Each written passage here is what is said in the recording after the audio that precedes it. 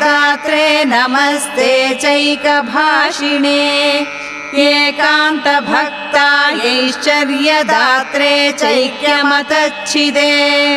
ओतत्वेत्याद्यनुव्याख्या सुधा भावार्थदर्शिने ओंकारजपशीलाय सदौमात्मेत्युपासिने औषधोक्त्यापि भक्तानाम् आमयादिकहारिणे